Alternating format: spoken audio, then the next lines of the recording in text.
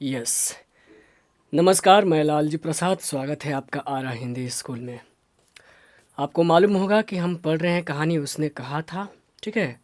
और इससे पहले हम एक क्लास कर चुके हैं इसके बारे में, जिसमें हमने बात किया है कि इसके जो लेखक हैं उनका परिचय क्या है, और थोड़ी बहुत हमने चर्चा की थी कि सारांश क्या है, ठीक है। और सबसे इम्पोर्टेंस इस कहानी का क्या रहा है, उन चीज़ों को हमने पहले देख लिया है एक नोट वाइज में। बट आज हम इस कहानी में पढ़ेंगे, ठीक है। आज जो हमारी ये जो कहानी होगी, इसको बड़ा कर लेता हूँ पहले।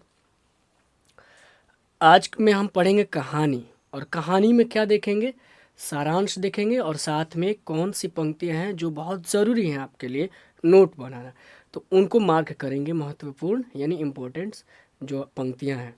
ये दो चीज़ों को देखेंगे और एक साथ साथ में देखते चलेंगे। और सारांश ऐसे नहीं कि मैं बोलते जा रहा हूँ एक बार में नहीं, बल्कि जैसे जैसे हम आगे बढ़ेंगे सारांश को ऐड करते चले जाएंगे। इस दृष्टि से हमें पढ़ना है, राइट। चलिए शुरुआत करते हैं। बट अगर आपको क्लास में थोड़ी सी बोरियत हो, शुरुआत में लगे कि मज़ा नहीं आ रहा है, तो आप क्लास को स्किप करिएगा। अब फर्स्ट क्लास ज़रूर देख लीजिएगा, आपको वहाँ पर सारा नोट मिल जाएगा, थोड़ा बहुत सारांश मिल जाएगा। बट इस क्लास को क्यों देखना ज़रूरी है, देखिए मैं बताता हूँ। 4 नंबर का एक प्रश्न बनता है जिसमें से पंक्ति देता है, ठीक है, बीच से पंक्ति दे देगा, और उसका सप्रसंग व्याख्या पूछता है। क्या पूछता है? सप्रसंग, सॉरी ये ग है, ठीक है, सप्रसंग व्याख्या पूछता है, ठीक है। 4 नंबर का, 4 नंबर के यहाँ से ये प्रश्न बना। 2 नंबर का भी प्रश्न पूछता है जो 30 वर्ड्स में लिखना होता है, 20 से 30 वर्ड्स में लिखना होता है।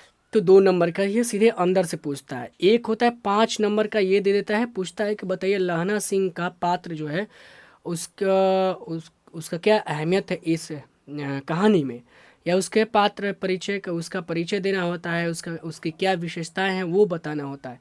तो अंदर से, यानी इसमें से ना 4 अगर देता है, अगर 4 दिया तो +6 देगा, सॉरी 2 नंबर, 4 2 6 नंबर का आएगा, ठीक है।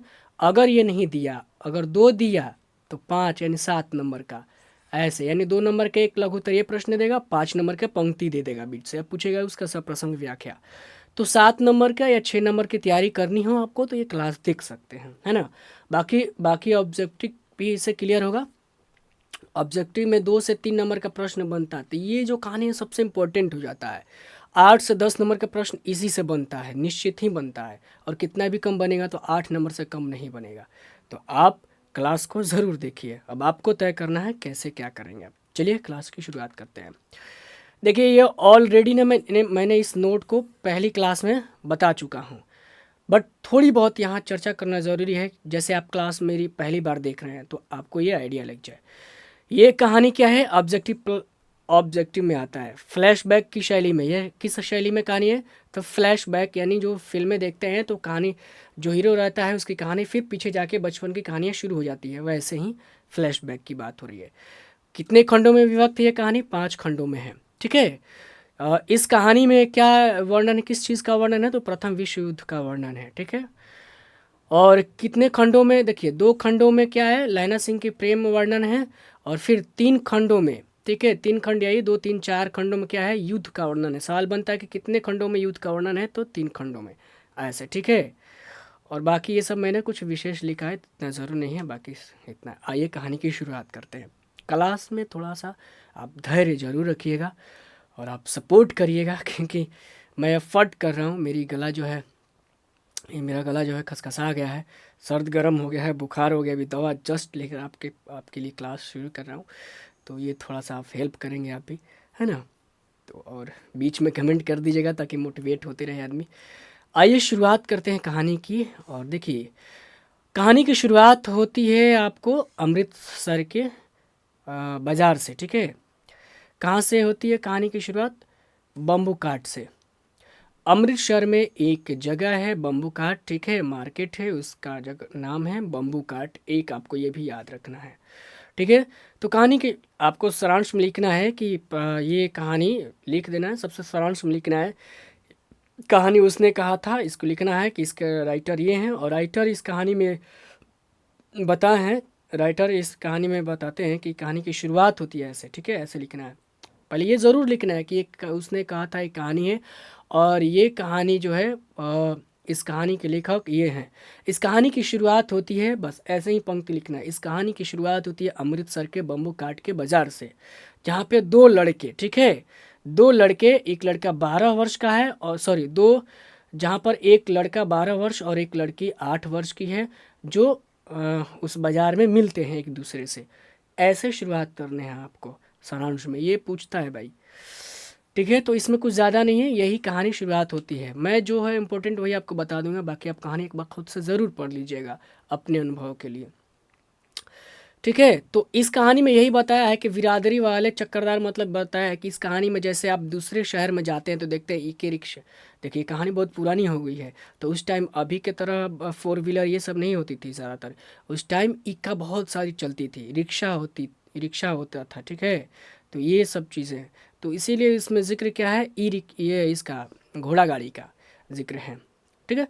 तो वही कहता है कि बाकी के शहरों में आप जाएंगे ना तो वहाँ पर ऐसे प्यार की भाषा लोग नहीं सुनते हैं, आप कितना भी करिए वो बीच रास्ते में ही चलते हैं। लेकिन अमृतसर में जाइए तो वो आपको प्यार से कहते हैं, ठीक है। वो बोलते हैं भाई जी, ठहरना भाई जी, आने दो लाला जी, हटो। वो प्यार से अपने जो रास्ते में बीच में जो लोग हैं उनको बोलकर हटाते हैं। और ये आगे बोलते हैं कि ऐसी बात नहीं है, लेखक कहता है कि ऐसे ये सब सारांश में ऐसा नहीं लिखना है। बाकी मैं समझा रहा हूँ कि क्या चीज़, ये भी तो समझना जरूरी है ना।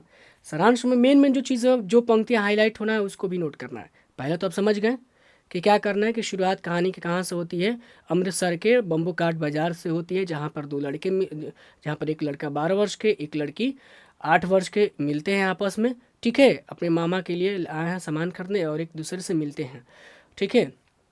और अच्छा आगे क्या लिखना है वो मैं बताऊंगा, बट इस बीच में मैं आपको क्या कहानी में है वो देख लीजिए। और ऐसी बात नहीं है कि अमृतसर के वहाँ के जो लोग हैं उनको भी तीखी बातें नहीं करनी आती है, लेकिन वो कैसी बात करते हैं, मीठी छुरी की तरह बात करते हैं।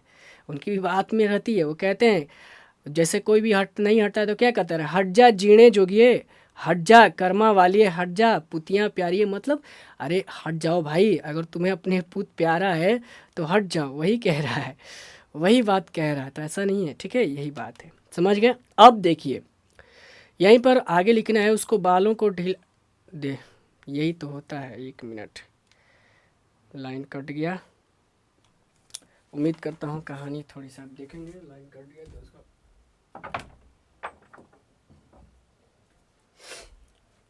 लाइन चली गई है भाई, कोई नहीं, हम लोग देखेंगे क्लास को, क्लास कंटिन्यू करेंगे। लाइट आ जाएगी तो ठीक है, आप थोड़ा सा हेल्प करिएगा। तो वही है एक सवाल ये नोट कर लीजिएगा यहाँ पर कि ये लड़का लड़की क्या है, तो सीख है, क्या है, बालों से क्या पता चलता है कि सीख है, और वो किस काम के लिए। लाइट आ गई है, सॉरी मैं दरवाज़ा बंद करता हूँ।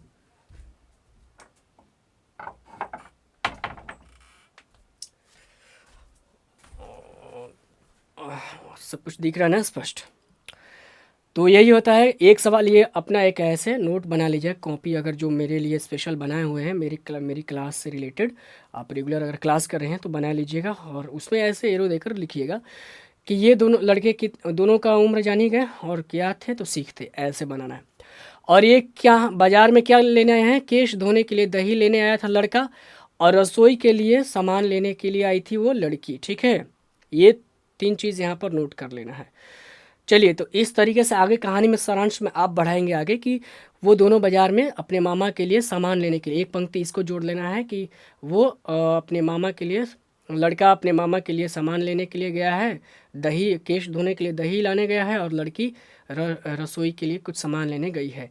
तो दोनों को दुकान पर ही आपस में एक दूसरे से मुलाकात होती है, फिर वो आपस में, ये बहुत इंपॉर्टेंट चीज़ है और ये मेंशन होना चाहिए आपके सारांश में, ठीक है। तो लड़का वहाँ पर मिलता है दुकान पर, तो वो लड़की से पूछता है कि तेरा घर कहाँ है। लड़का पूछता है, यानी लहना सिंह पूछता है कि तेरा घर कहाँ है, तो लड़की बोलती है मगरे में, और वही पूछती है कि तेरे, तो बोलता है माझे में यहाँ कहाँ रहती है। देखो माझे में कौन बोलता है, लड़का बोलता है, और यहाँ कहाँ रहती है, लड़की बोलती है, ठीक है। सॉरी लड़का ही बोलता है, वो बताता है कि माझे में, फिर पूछता है, लड़का ही पूछता है, ये दोनों लड़का, ये भी ध्यान रख रहा है कि पता नहीं चलता यहाँ पर कौन क्या पूछ रहा है। पहले तो पूछता है लड़का कि तेरा घर कहाँ है, फिर बताती है लड़की मगरे में। तो आपको एक चीज़ यहाँ रखना है कि लड़की का जगह कहाँ है, घर मगरे। एक ये नोट बना लेना है कि लड़की का घर कहाँ है, घर मगरे में, ठीक है, मगरे ऐसे बना लेना है। फिर आगे फिर वो पूछती है कि तेरे, तो लड़का बताता है माझे में। लड़का का घर कहाँ है, माझे, ठीक है, इसका घर कहाँ है, माझे, ठीक है। और फिर वो पूछता है कि यहाँ कहाँ रहती है, मतलब यहाँ मतलब अमृतसर में कहाँ रहती है। तो वो बताती है कि अतर सिंह, क्या है, अतर सिंह की बैठक में मेरे मामा होते हैं। मतलब मामा क्या नाम है, अतर सिंह है, ठीक है। अतर सिंह की बैठक में मतलब क्या है, मामा का नाम क्या है, अतर सिंह। वे मेरे मामा होते हैं, यानी वो फेमस है वहाँ के, ठीक है। और फिर वो भी कहता है कि मैं भी मामा के यहाँ हूँ, उनका घर गुरु बाजार में थे। एक ये लिख लीजिएगा कि लहना सिंह के मामा का घर कहाँ है, तो गुरु बाजार में, ठीक है, और उसका घर कहाँ है, तो माझे में। ये सब ऑब्जेक्टिव में आएगा, आप समझ गए। तो ये सारांश में मेंशन करना है कि वो दोनों दुकान पर सामान ले रहे होते हैं। तो लड़का पूछता है लड़की से कि तुम्हारा घर क्या है। तो लड़के बोलते हैं मेरे घर मगरे में है। और वो पूछती है कि तुम्हारा कहाँ घर है, तो वो बोलता है माझे में। लेकिन फिर पूछता है लड़की से कि तुम कहाँ आई हो, यहाँ कहाँ आई हो। तो बोलती है कि मैं मामा के यहाँ आया हूँ, अतर सिंह मेरे मामा हुए, मैं उनके यहाँ आई हूँ। तो फिर लड़का भी बताता है कि मैं भी मामा के यहीं आया हूँ, ठीक है, गुरु बाजार में उनका घर है। ये ज़रूर लिखना है सारांश में, ठीक है। इस तरह से इस तरह से कुछ दिन बीतता है और इस तरह से वे लड़का और लड़की कई बार आपस में मिल चुके होते हैं। एक दिन लड़का पूछता है, ठीक है, सारांश में लिखना है। एक दिन लड़का पूछता है उस लड़की से कि तेरी कुड़माई हो गई, ठीक है। तो इस तरह से लड़की क्या बोलती है, वो धत कहकर वो दौड़कर भाग जाती है, मतलब शर्मा कर भाग जाती है। तो आपको लिखना है कि एक दिन लड़का उससे पूछता है कि तेरी कुड़माई हो गई, तो वो शुरुआत में धत करके भाग जाती है। कुछ महीने बीतने के बाद, ठीक है, कुछ महीने बीतने के बाद फिर लड़का पूछता है, सारांश में आपको लिखना है, पूछता है कि तेरी कुड़माई हो गई। तो लड़की बोलती है हाँ हो गई। फिर पूछता है कब, हाँ हो गई। लड़का पूछता है कि कब, कल। देखते नहीं है रेशम का काढ़ा हुआ सालू, ठीक है। तो ऐसे आपको लिखना, अगर नहीं भी याद हो ये पंक्ति तो ऐसे लिखना है कि लड़का एक दिन उससे पूछता है कि तेरी कुड़माई हो गई। तो लड़की शर्मा कर धत कहकर भाग जाती है। लेकिन कुछ दिनों के बाद आपसे मिलन के बाद वो फिर लड़का पूछता है कि क्या तुम्हारी सगाई हो गई, यानी कुड़माई हो गई। तो लड़की बोलती है हाँ, देखते नहीं, हाँ हो गई। देखते नहीं है रेशम की शालू, ठीक है, कढ़ा हुआ शालू बोल, सॉरी सालू, सालू लिखा, मैं शालू बोल रहा हूँ, सालू, ठीक है। सालू मतलब साल जो ओढ़ी हुई है रेशम की, ठीक है। तो वो इस तरह से जब लड़का सुनता है तो उसको दिल में चोट लगता है, धक्का लगता है, ठीक है। और वो रास्ते में बेमन से जाता है, किसी का सामान पलट देता है। ऐसे भी होता है ना, जब आपको प्रेम हो जाए किसी से, तो अगर अचानक से मालूम चले कि वो आप किसी दूसरे जगह जा रही है, अब उससे आपकी बातचीत नहीं होनी है, या फिर उसकी शादी तय हो गई है, तो थोड़ा सा आप दिल टूट जाता है, फिर आपको कुछ अच्छा नहीं लगता है। तो वही चीज़ होता है, यही सब बताया गया है। फिर लड़का को कुछ भी अच्छा नहीं लगता है, वो उदास हो जाता है, दिल टूट जाता है, ये मेंशन करना है, ठीक है। अब देखिए 5 खंड मैंने बताया, कहानी 5 खंड है। तो पहली खंड में हमने बात कर लिया, बात करते हैं दूसरी खंड में। लेकिन दूसरी खंड में बढ़ने से मेरे दोस्त, मेरे प्यारे प्यारे भाई बहनों, मैं आपको बता दूं कि ये कहानी जो पढ़े अभी पहले खंड में ना, ये कहानी रियल में भी नहीं चल रही है। जो पहला खंड में देखे ना, अमृतसर के बाजार में एक दूसरे से, ये रियल कहानी में नहीं है। ये 5वां खंड जब पढ़ेंगे ना, जहाँ पर लहना सिंह घायल है और वो स्वप्न देख रहा है, तो जो आप सीधे याद रखिए कि जो पहला खंड हुआ ना, वो पहला खंड स्वप्न में वो सब चल रहा था। ये क्लियर आप कर लीजिए यहाँ पर। वो रियल में नहीं घटना घटी है, घट चुकी है, बट वो स्वप्न में है वहाँ पर। तभी तो वो फ्लैशबैक शुरुआत में ही दिखा दिया गया है। क्लियर हो रहा है कुछ, मतलब जो अभी पढ़े हमने खंड ए में, पहला में, वो लैना सिंह पांचों में जाकर अभी सोच रहा है, उसके स्वप्न में पहला खंड अभी चल रहा है। अब रियल में जो देखते हैं ना, रियल खंड यहाँ से शुरू होता है, ठीक है। युद्ध से रियल खंड शुरू होता है। कब होता है, जब लहना सिंह 25 वर्ष का है, ठीक है। 77 राइफल सिख में वो जमादार बन चुका है। और यहाँ से मूल कहानी की शुरुआत होती है यहीं से। और वो शुरुआत कहाँ है, लेकिन सारांश में आपको वहीं लिखना है, वहीं से शुरू करना है, खंड 1 से ही।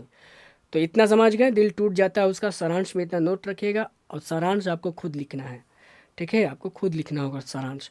और टेलीग्राम से जुड़ जाइएगा, वहाँ पर भेजिएगा, मैं चेक करके बता दूंगा कहाँ पर और सुधारने की ज़रूरत है। आप अपना नोट्स बनाइएगा, अपना प्रोडक्ट उत्पादन करिएगा।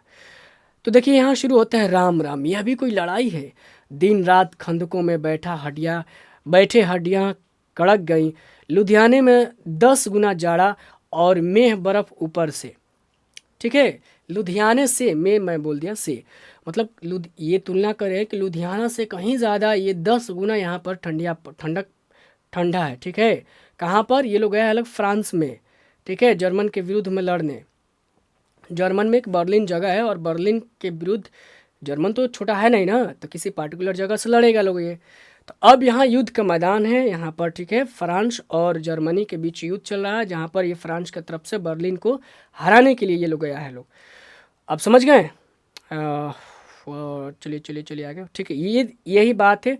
तो यहाँ पर युद्ध में कुछ कुछ जो बातें होती हैं सिनेमा जैसा, तो वही चीज़ बात हो रही है यहाँ पर। दिन में 25 जलजले होते हैं, मतलब धूम धड़ाम भड़ाम सब कुछ होते रहता है।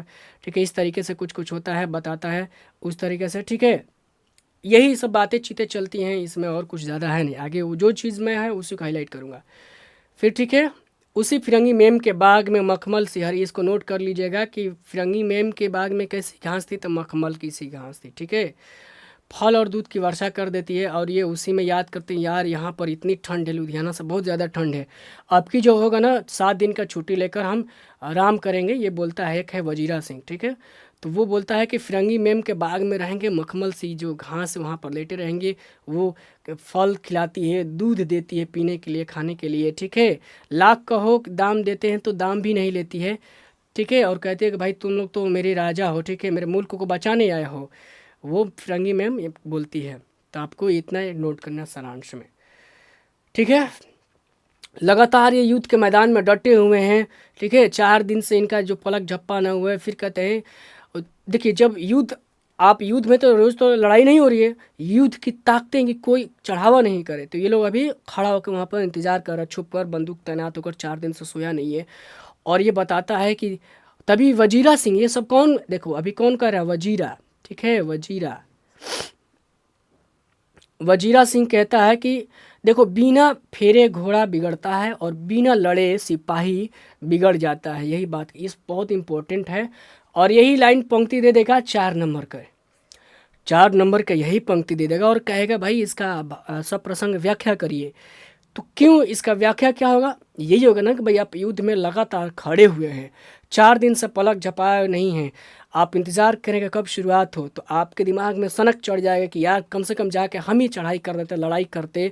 ठीक है, क्यों? क्योंकि भाई इस तरीके से अगर बैठे रहे तो सिपाही क्या होगा? हम जकड़ जाएंगे। तो वही कह रहा है कि जैसे बिना घोड़ा जो है ना, घोड़ा का अगर हाथ पैर देखिएगा, जो घोड़ा का मालिक होता है ना, उसका हाथ पैर रेगुलर, उसको हाथ पैर जरूर फेरता है, ताकि घोड़ा क्या ना रहे, वो एक्टिव रहे, वो दौड़ने के मूड में रहे घोड़ा। इसलिए घोड़ा को बहुत सेवा किया जाता है। ऐसे ही सिपाही के साथ भी होता है। अगर सिपाही को रेगुलर ट्रेनिंग नहीं दी जाए, सिपाही को रेगुलर ट्रेनिंग नहीं दिया जाए, उसके युद्ध अभ्यास नहीं करवाया जाए, तो वो भी बिगड़ जाएगा, उसका सब कुछ संतुलन गड़बड़ा जाएगा। यही तो लिखना है भावार्थ सब प्रसंग व्याख्या में। ठीक है, यही चीज़ लिखना है।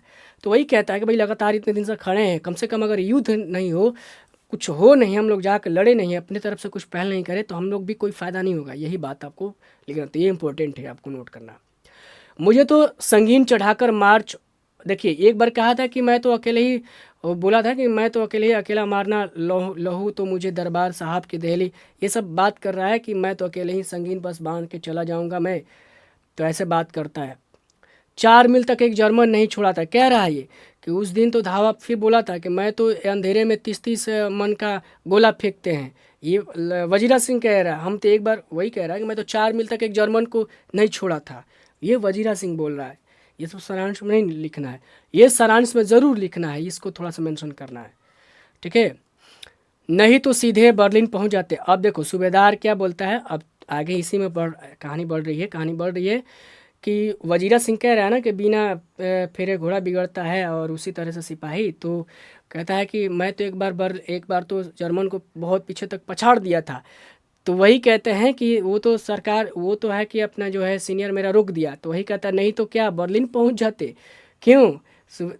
सूबेदार हजारा सिंह के यहाँ से एंट्री होती है। ठीक है, ने मुस्कुराकर कहा, ये पंक्ति नोट कर लीजिएगा कि ये किसने कहा है पंक्ति, तो सूबेदार हजारा सिंह कहा है।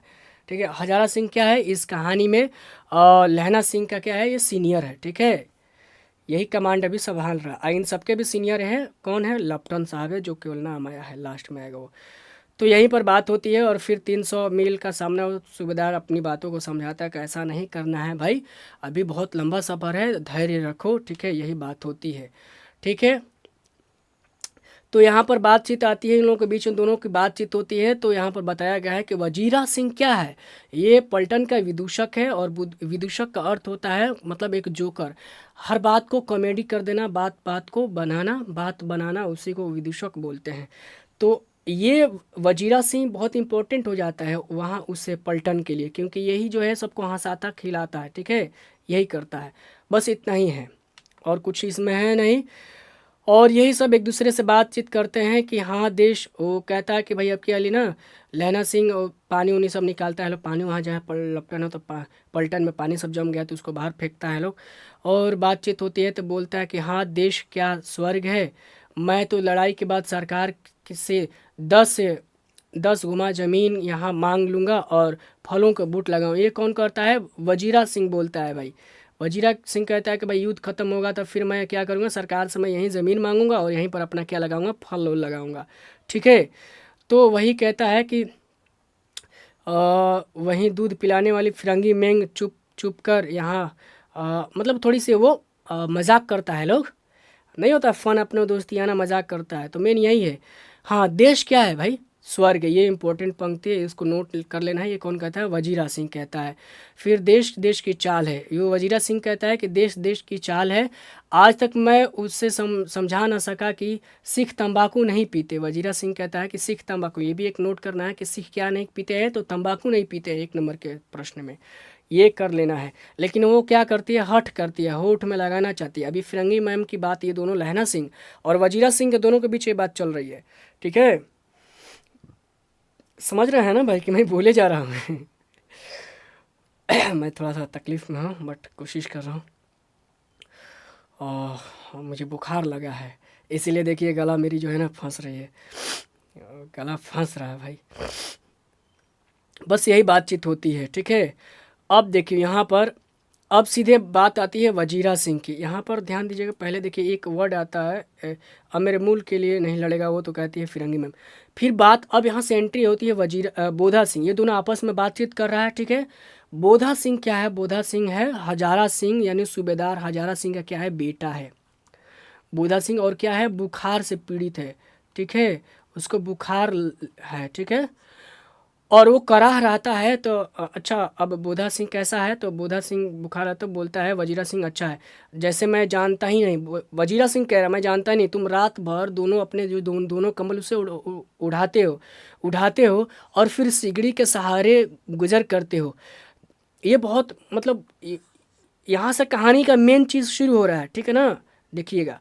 और गुजर करते उसके पहरे पहरे पर, उसके पहरे पर आप पहरा देते हो, अपने सूखे लकड़ी के तख्तों पर उसे सुलाते हो और आप कीचड़ में पड़े रहते हो, ठीक है, कहीं तुम न मांदे पड़ जाना, मतलब तुम ठंडे ना पड़ जाने, तुमको सर्द गर्म नहीं हो जाए, ठंडा नहीं लग जाए, ये कहने का मतलब है। जाड़ा क्या है, ठीक है, जाड़ा क्या है भाई, मौत है, और निमोनिया से मरने वालों को मुरब्बे नहीं मिला करते। ये पंक्ति सीधे देकर 4 नंबर का पूछ देगा, ठीक है, ये पंक्ति देकर सीधे 4 नंबर का पूछ देगा, इसका आशय क्या है। तो यही सब लिखना है। देखिए यहाँ से थोड़ा सा बहुत जो कहानी है ना, अब रस ले रही है, कहानी में रस मिलना शुरू हो जाएगा। क्यों, क्योंकि मेन कहानी का यहीं से रीढ़ की पता चलेगी। देखिए लहना सिंह क्या है, एक प्रेमी है, तो वो प्रेमी है किसका, सूबेदारिन का। सूबेदारिन किसकी माँ है, तो ये है बोधा सिंह की माँ है, इसको आगे पता चलेगा, ठीक है। कि कैसे ही जान गया कि लहना सिंह कैसे जान गया कि सूबेदारिन बोधा सिंह की माँ है। ये युद्ध में ना बोधा सिंह की रक्षा कर रहा है लहना सिंह, क्योंकि सूबेदारिन कह चुकी है कि ये बोधा सिंह क्या है, मेरा बेटा है, तुम इसकी रक्षा करना। तो वही इसकी रक्षा कर रहा है यहाँ पर, ठीक है, पालन कर रहा है। तो वही क्या करता है भाई, अपना कंबल दे देता है ओढ़ने के लिए, खुद अपने सिगड़ियाँ नहीं, सिगड़ी आग ताप के, कैसे हम लोग तापते हैं तो ऐसे ही ताप के ये, और उसके जगह पे ये खुद पहरा देने चला जाता है। तो वही कहता है वजीरा सिंह का, भाई देखो तुमको ठंडा लगेगी, निमोनिया हो जाएगा, फिर मरोगे तो मुरब्बे नहीं मिलेंगे। मतलब जैसा गाँव में होता है ना, ये जब लोग शहीद होते मरते तो उनको एक जगह दिया जाता है, दफनाया या जलाया जाता है, ठीक है। तो ऐसे ही बोल रहा कि भाई ऐसे मरोगे तो जगह भी नहीं मिलेगा। तो वही कहता है, लहना सिंह कहता है कि भाई डरो मत। ये बहुत इंपॉर्टेंट, इसलिए मैंने इसको थोड़ा सा डिस्कस कर रहा हूँ। भाई डरो मत, मैं तो बुलेल की खड़ के किनारे मरूंगा। ठीक है, ये नोट कर लीजिए कि वजीरा सिंह कहाँ मरने की बात की है, तो बुलेल की खड़। और भाई कीरत सिंह की गोद में, भाई कीरत सिंह क्या है, इसका भाई है, इसमें कोई सिपाही नहीं है, इसमें कोई युद्ध में कोई नहीं आया। ठीक है, मैं तो भाई कीरत सिंह के गोद में मरूँ, ये गांव पे कीरत सिंह है। ठीक है, कि गोद में मरूंगा भाई, सिर रख कर मेरे हाथ के लगाए हुए आंगन के आम के पेड़ के नीचे। ठीक है, छाँव में मरने की बात अपनी इच्छा जाहिर किया हुआ है। और देखना इस पंक्ति को लास्ट में जाकर वहाँ पर जोड़ेगा जहाँ लहना सिंह मरने की कगार पर है। बहुत इमोशनल कहानी बनाई गई है इसको, और ये फ्लैशबैक में भी है, सिनेमा का तर्ज पर है ये कहानी। तो यहाँ तक आप समझ गए। आगे बढ़ते हैं। वजीरा सिंह ने तेरू चढ़ाकर क्या क्या मरने की बात लगाई है भाई साहब। छोड़ो ये सब, हटाओ, छोड़ो, हटाओ, चलो कुछ गाओ सुनाओ। नहीं होता है, हटाओ, मरने जो नहीं, क्या बात करते, आओ गीत सुनाओ कुछ। तो यहीं पर थोड़ा सा मजाकिया गीत करता है लोग। ठीक है, गीत वजीरा सिंह गाता है, जैसे सिनेमा में होता है, गद्दर सिनेमा में देखे है ना, गद्दर सिनेमा कहते, एक सिनेमा नहीं है, संदेश से आता है, वो वाला सिनेमा जो है सनी देओल का। ठीक है, दिल्ली शहर ते पिशानू जान दिए, कर लेन लगौंदा व्यापार मंडिए, कर ले कदू ये पंजाबी सॉन्ग है। ठीक है, ये भी पूछ देगा कि इस कहानी की भाषा क्या है, तो हिंदी और पंजाबी का मिक्स है। ठीक है, ऐसे बताना है, पंजाबी में है, पंजाबी में है। ठीक है, ये भी है, ये गीत है, तो आप देख लेना ये गीत बस। लेकिन ये याद रखना है कि कभी दे दे पंक्ति बताइए कि इस किस कहानी से पंक्ति है, तो ये भाई, और इसका हिंदी में दिया हुआ है क्या है। ठीक है, तो इसका अर्थ बताइए, आगे बढ़ते हैं। और तभी लेखक कहता है, कहानीकार कहते हैं कि दाढ़ी वाले, कौन जानता था कि दाढ़ी वाले घर बारी सीख ऐसा लुच्छे गीत। देखो ये गीत क्या है, थोड़ा सा बोला ना कि फनी है, थोड़ा सा मजाकिया गीत है, तो वही मजाकिया गीत गाएंगे। और सारी खंदक के गीत से गूंज उठी और सिपाही फिर से क्या हुए, ताजे हो गए। ये अभी युद्ध की बात चल रही है, उस उधर ही युद्ध में ये सब घटनाएं घट रही हैं। तो आपको सीधे ये सब नहीं लिखना है, सीधे लिखना है कि वजीरा सिंह का थोड़ी सी जिक्र कर देना है, सारांश में कर देना है। ठीक है, वजीरा और लहना सिंह में एक दो बातें होती हैं कि मरने के बाद वो ये कर दीजिए कि मरने के बाद जगह नहीं मिलते, तुम लहना सिंह को और क्यों इतना मदद कर रहे हो भाई, एक दिन देखना तुम ही नहीं, तुम्हें ही ठंड न लग जाए। इस तरीके से बातें होती हैं और कहानी आगे बढ़ती है, आपको ऐसे ही जोड़ना है। ठीक है, और फिर सीधे जोड़ना है कि बोधा सिंह दोपहर हो गई है, फिर अब यहाँ से फिर और कहानी आगे बढ़ती है कि ठीक है, सन्नाटा हो गया, अंधेरा होता है, रात होती है, बोधा सिंह खाली बिस्किट के तीन, बोधा सिंह क्या है, वो अभी दोनों कंबल ओढ़कर क्या है, वो अभी लेट रहा है। ठीक है, और लहना सिंह क्या है, उसके जगह पर बोधा सिंह का पहरा दे रहा है। बोधा सिंह के जगह पर लहना सिंह पहरा देता है। तभी होता है, बोधा सिंह कहारता है, तो बोलता है क्या हुआ बोधा भाई, तो पानी पिला दो। बोधा कहता है पानी पिला दो, तो लहना कहता है कि लहना लाकर उसको क्या कहता है, लहना सिंह उसको लाकर पानी पिलाता है। ठीक है, फिर वो कहता है कि लो भाई और लो लो, लो मेरा जर्सी है, जो जर्सी पहन लो लहना सिंह, और उसको अपना अपना जर्सी भी तक दे देता है। इस तरह से बात करती है। फिर पूछता है कि और लहना बोधा सिंह पूछता है भाई तुम क्या पहनोगे, तो लहना सिंह कहता है कि छोड़ो, नहीं कोई नहीं, मेरे है ना सिगड़ी, मैं गर्मी, मुझे बहुत गर्मी लगती है। वो झूठ बोलता है। ठीक है, और बोलता है कि हाँ मुझे, मेरे पास क्या है, दूसरी गर्म जर्सी है, जो क्या है, वो मेम साहब ने हम मेरे लिए दी थी। तो वो पूछता है कि सच कहते हो, तो बोलता है कि हाँ झूठ नहीं बोला।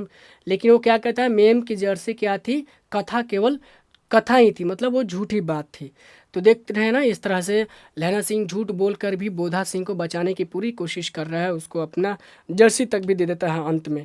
और इस तरह से आधा घंटा बीतता है, और तभी देखो अब फिर यहाँ से कहानी एक नई मोड़ ले रही है। ठीक है, कहानी बीच पड़ाव पर चल चुकी है अभी।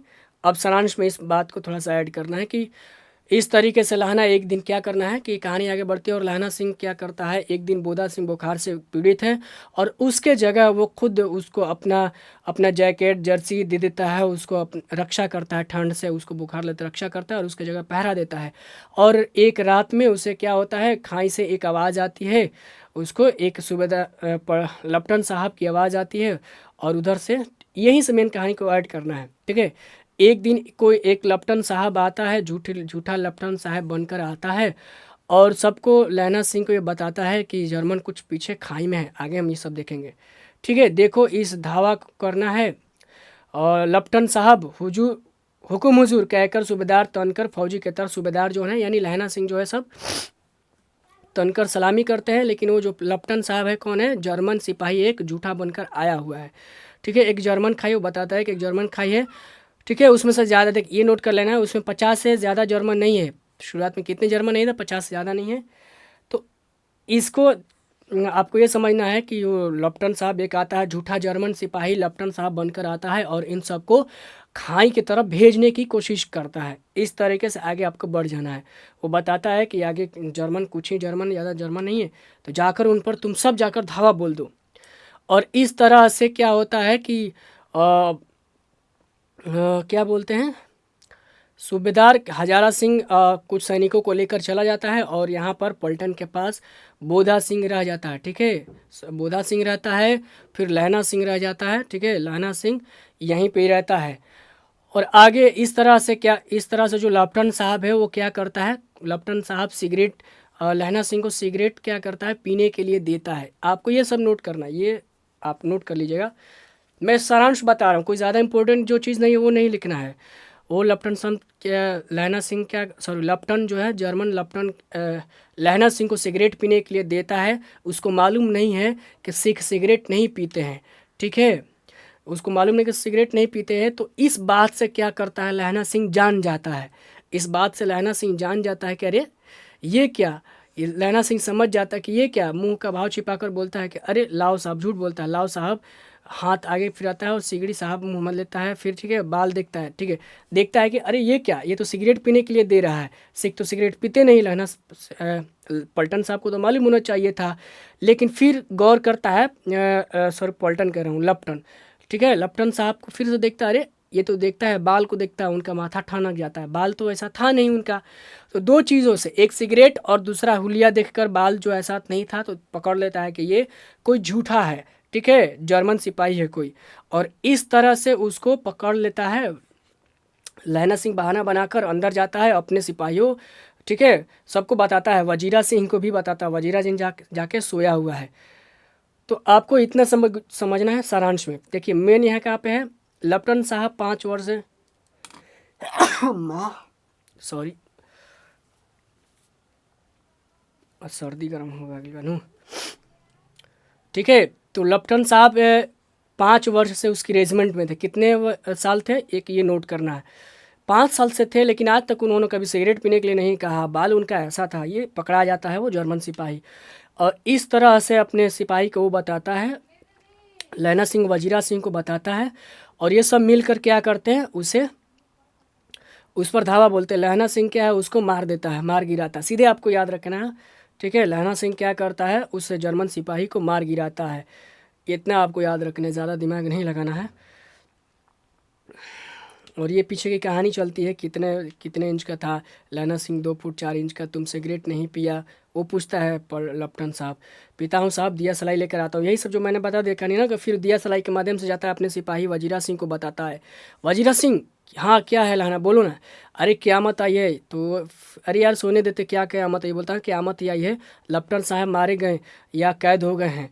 यानी लप्टन साहब, यहाँ पता चलता है कि लप्टन साहब वो तो पकड़ा गए हैं, तो मारे गए हैं, क्योंकि उसके जगह पे कोई जर्मन सिपाही बनकर आया है लप्टन। तो ये बातें होती है। इतना सारांश में आप देख रहे हैं, आगे बढ़ते हैं। ठीक है, कहानी एक बार खुद पढ़ लीजिएगा, मैं सारांश की बात ही करूँगा और इम्पोर्टेंट पंक्तियाँ। अब पर हाँ तुम यहाँ 8 ही हो। ठीक है, यहाँ पर ये याद रखना है, ये बहुत इम्पोर्टेंट पंक्ति है। 1 नंबर में प्रश्न पूछ दे, आपको ये नोट कर लेना है। ठीक है, देखो लहना सिंह कहता है ना कि भाई जामादार से के सॉरी लहना सिंह कहता है उसे, वजीरा सिंह से कहता है कि जाओ और हजारा सिंह जो आगे चले गए हैं, ठीक है, जो आगे बढ़ गए हैं, उनको बताओ कि ऐसा नहीं, हमको मतलब झूठा बनाया गया है, कोई जर्मन सिपाही हमारे यहाँ घुस कर आया हो, कोई है नहीं आगे, तो सब बता कर आओ। तो बोलता है कि यार तुम 8 ही लोग, तो बोलता है 8 लोग नहीं है। लहना सिंह बोलता है हम 8 नहीं हैं, 8 नहीं 10 लाख है। तो ये इंपॉर्टेंट है, लिख लीजिएगा। लहना सिंह बोलता है हम 8 नहीं 10 लाख है। क्यों भाई, एक एक अकालिया सिख है। ठीक है, 1.25 लाख के बराबर होता है। ठीक है, कितने लाख के बराबर होता है, 1.25 लाख के। ये पंक्ति इंपॉर्टेंट है, वेरी वेरी इंपॉर्टेंट है। तो जाओ, तो वजीरा सिंह वही दौड़कर जाता है उधर, और इधर लहना सिंह इसका जर्मन सिपाही का काम तमाम कर देता है। ठीक है, ठीक है। इस तरीके से क्या करता है, दोनों हाथ से लहना सिंह उसको बंदूक से उठाकर उसको मारता है, पीछे से गर्दन पर मार के फिर क्या करता है, उसको मूर्छित कर देता है। लप्टन साहब को, जो जर्मन लप्टन है, उसको मूर्छित कर देता है। ठीक है, इस तरीके से मूर्छित करता है। फिर उसके बाद से उसके जेब से कुछ कुछ निकालता है। तो आपको समझ गए ना इतना तक। तो आप देखिए साहब की जेब में इस तरह से कुछ कुछ उसके जेब से निकालता है। फिर क्या करता है, लेकिन ये ऊपर वाला पॉकेट में जेब में चेक किया रहता है। पीछे देखिए, अच्छा आगे ही बढ़ते हैं। तो वो जेब से निकालता है, लेकिन पीछे जो पतलून है ना, उस नीचे उसमें से कुछ नहीं निकलता। लेकिन वो क्या करता है, जो लो लप्टन है, जो जर्मन है, वो क्या है, उस हाथ जेब में रखा रहता है और पिस्तौल चला देता है।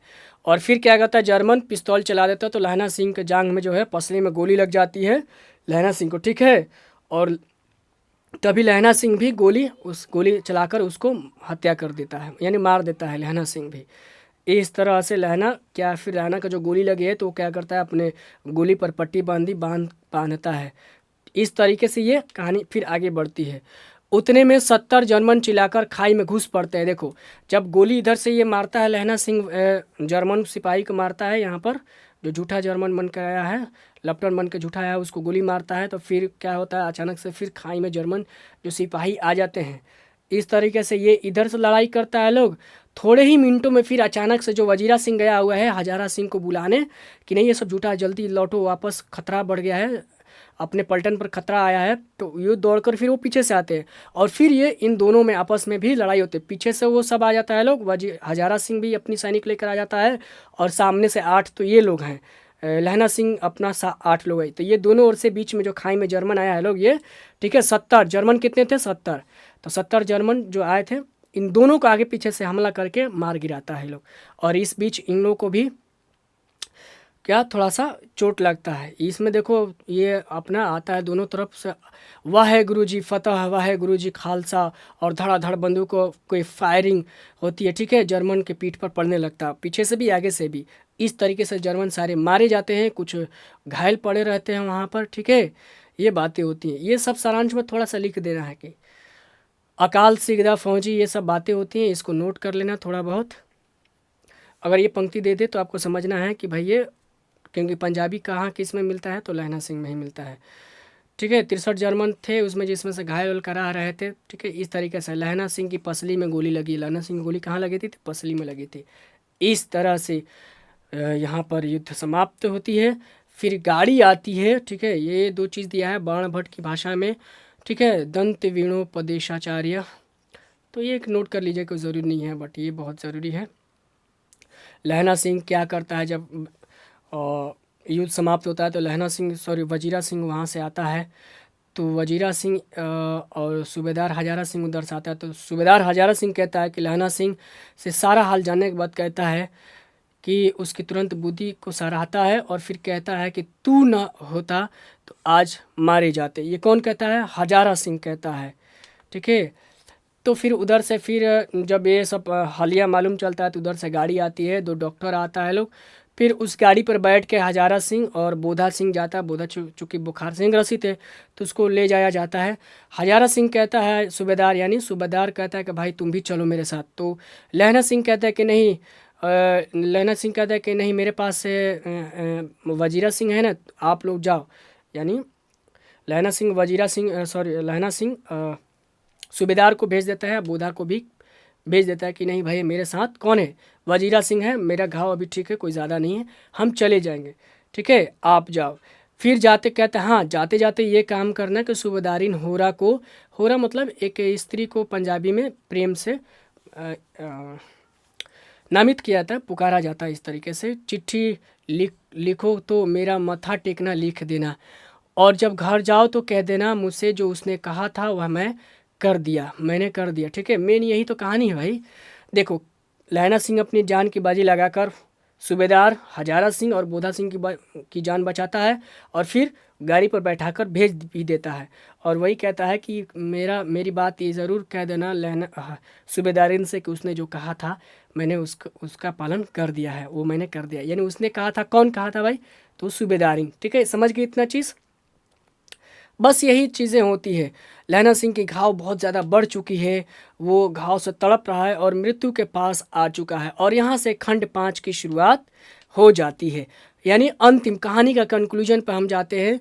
तो अंतिम जो है कहानी की हम पड़ाव पे हैं, और इसी को देखिए, ये यहाँ से अब घायल है और मृत्यु के कगार पर है, यहीं से स्वप्न शुरू होना है और यहीं से पहला खंड की शुरुआत होनी है। बहुत इम्पोर्टेंट, बहुत प्रेमदायक, उदात्त प्रेम की यहीं से बातें हमें मालूम चलेंगी। आइए जानते हैं। ये पंक्ति बहुत इम्पोर्टेंट है, ऑलरेडी परीक्षा में पूछा जा चुका है इसको, और इसका सब प्रसंग व्याख्या भी पूछा जा चुका है मेरे प्यारे प्यारे भाई बहनों। देखो क्या चीज़ है। आप लेखक ये पढ़ना बहुत ज़रूरी है। मृत्यु के कुछ समय पहले स्मृति बहुत साफ हो जाती है। जन्म भर की घटनाएं एक एक करके सामने आती हैं। सारे दृश्यों के रंग साफ हो जाते हैं। समय की धुंध बिल्कुल उन पर से हट जाती है। जब आदमी मरने की कगार पर होता है तो उसकी जो बचपन की यादें हैं, जो पुरानी यादें हैं, जो मीठी यादें हैं, वो सब दोहराने लगती हैं। चित्र बाय चित्र उसके आंखों के सामने दृश्य बनकर आने लगती हैं।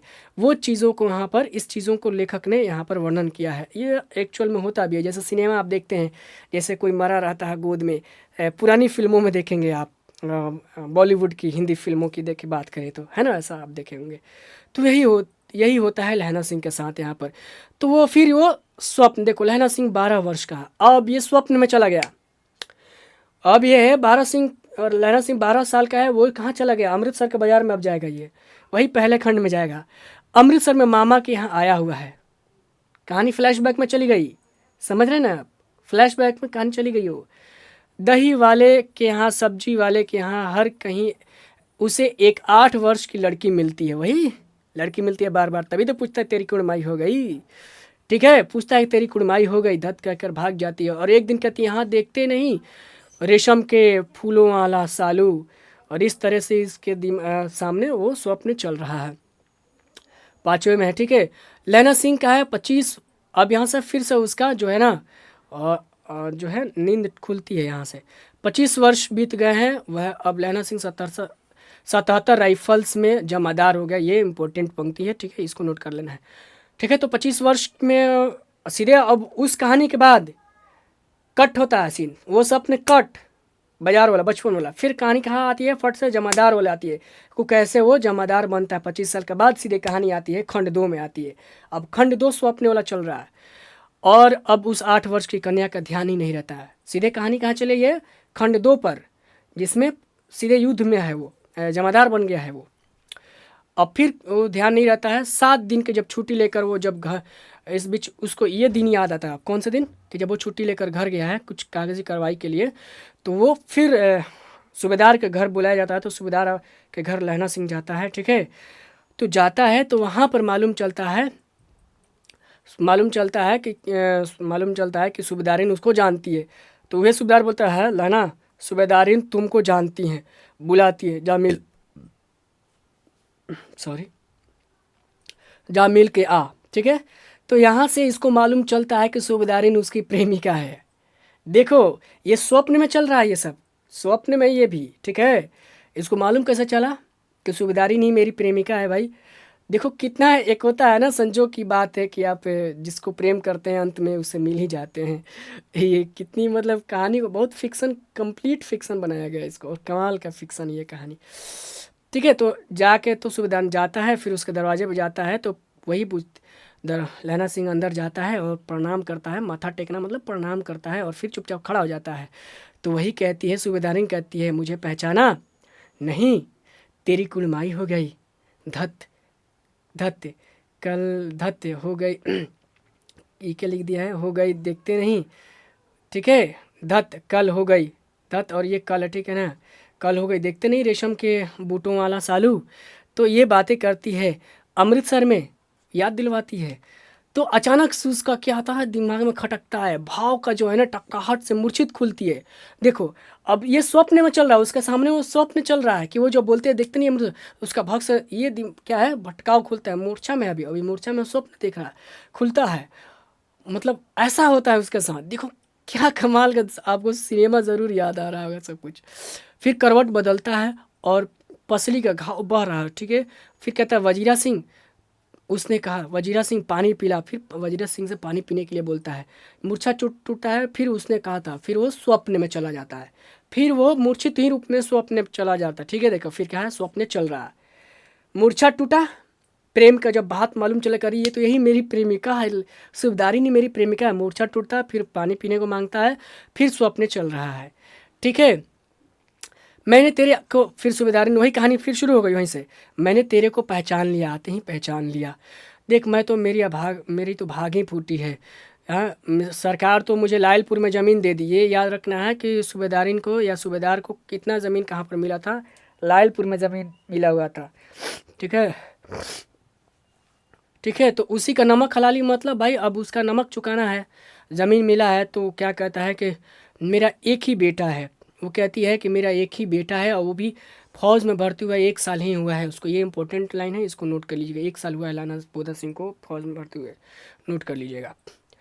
तो सारांश में ही आगे बढ़ते हैं। ठीक है, वो जब मालूम चलता है कि सूबेदारिन ही मेरी प्रेमिका है, तो तब से वो सूबेदारिन उसके आगे भिक्षा मांगती है, प्रार्थना करती है कि अब दोनों की रक्षा तुम्हारे ही हाथ में मैं सौंप रहा हूँ। ठीक है, तुम्हें याद है ना कि एक टांगे वाले से मेरी जान बचाई थी, और उसी तरह से तुम क्या करना, इन दोनों की जान बचाना, और यही मेरी भिक्षा है तुमसे, यानी मैं तुमसे भिक्षा मांगती हूँ कि तुम दोनों की उसी तरीके जैसे मेरी रक्षा की थी उसी तरह से इन दोनों की भी तुम्हें रक्षा करनी है, और यही मैं प्रार्थना करती हूँ, भिक्षा मांगती हूँ। ठीक है, तुम्हारे मैं आगे आंचल पसारती हूँ, इस तरह से वो कहती है।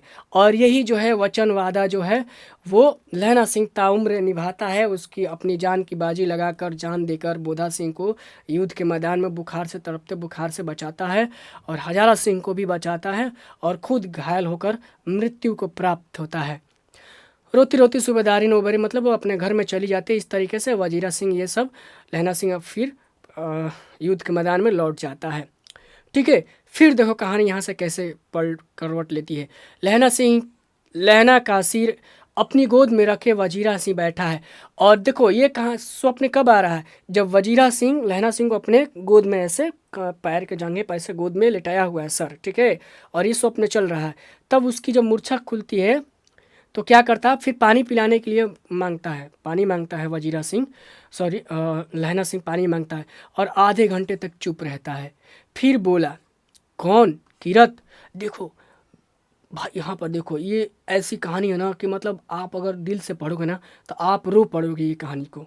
ये कहानी इतनी गंभीर कहानी, इतनी मार्मिक कहानी बनाई है कि देखो यहाँ से सोचो इस कहानी को, देखो मतलब कलेजा हिल जाएगा आपका। देखो कैसे बताता है, देखो यहाँ पर क्या होता है, आधे घंटे तक सोचो उस दृश्य को याद करो, वो चुपचाप पड़ा हुआ है, एकदम चुपचाप पड़ा हुआ है, एकदम मतलब गुमसुम आ गया है वो, कि कहीं उसका दिमाग कहीं और है। और फिर उसी में वो कहता है, कौन?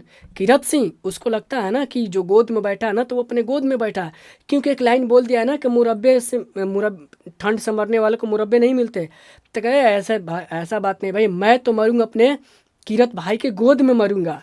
वही देखो कहानी को यहाँ रिलेट किया हुआ है। वही कहता है, फिर बोला कौन? किरत सिंह।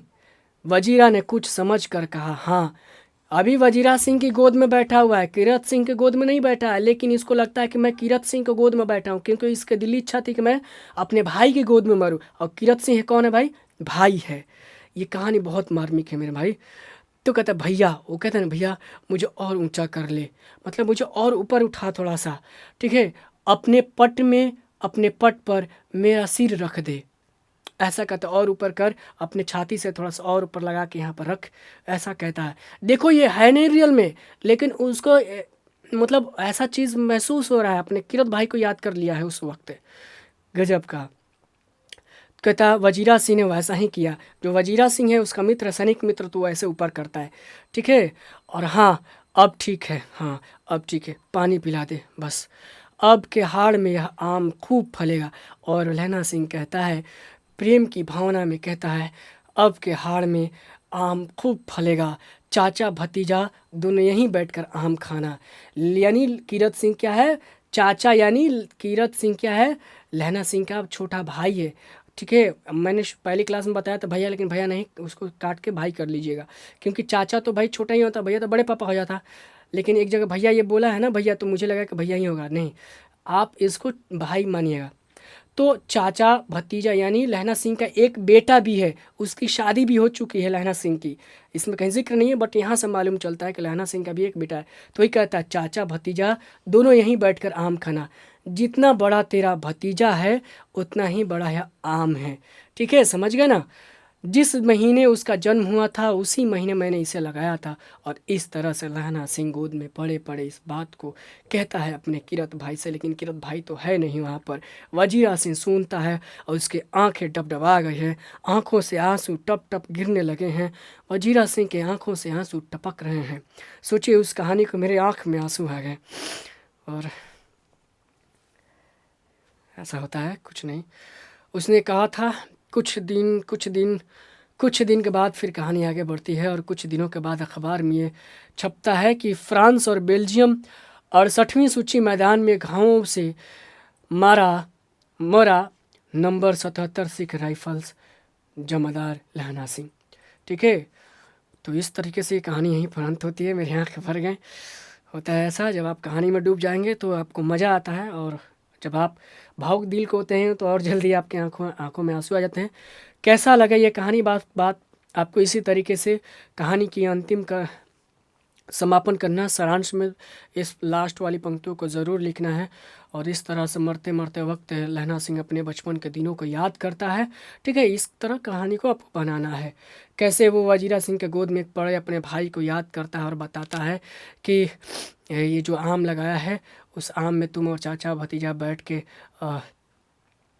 आम खाना, और इस तरीके से वो फिर मृत्यु को प्राप्त होता है। अच्छा, एक दिन पेपर में छपता है कि वो घाव से मारा गया। ठीक है, ऐसा। तो ये कहानी के लास्ट में थोड़ा सा कंक्लूजन में लिख देना कि ये कहानी प्रेम को उदात से उत्कृष्टता को प्राप्त कर लेती है। ये कहानी प्रेम कहानी के साथ साथ इसमें उसमें वादा होता है ना, लहना सिंह प्रेम को निभाने के साथ साथ वो वादा को भी बहुत बढ़िया से वादे को भी निभाता है। लहना सिंह की थोड़ी सी तारीफ आपको कर देना है।